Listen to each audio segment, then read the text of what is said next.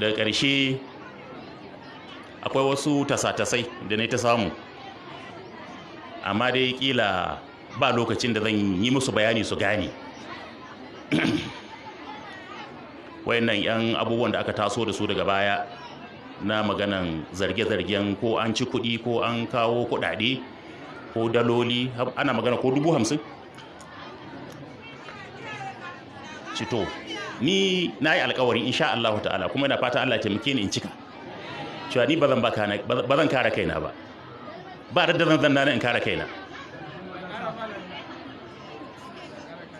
Ni Yakubu Yahaya, ni ba zan kare kaina ba. Na san ina da rauni, ina da kurakurai, ina da gazawa, amma ni ba zan kare kaina ba, ba da zan zo in wanke kaina.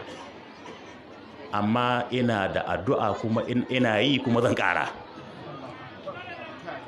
Ina fata, ina roƙon Allah albarkacin sahibul aswar zaman, Allah ta'ala don soyayya da kake malam Zazzaki da kusancin ka da shi, don sirrin da ke tsakaninka da Muhammadu Rasulullah sallallahu ta'ala sallama,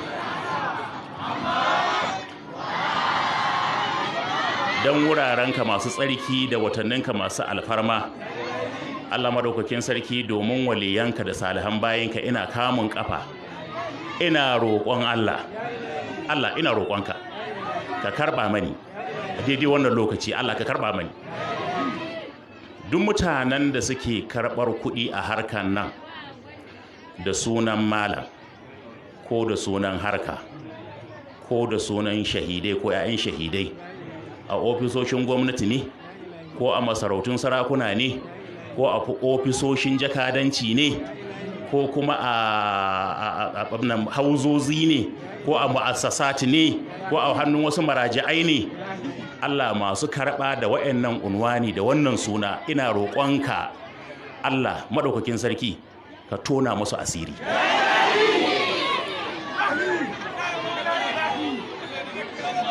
Allah ina roƙonka duk abin da suka karɓa, Allah ka sa ya zama musu bala'in duniya da lahira. Allah ka sa ya zama musu wutar jahannama. Allah ka tona musu asiri. Allah ka yi musu mummuna cikawa. Allah kar ka bari su gama lafiya.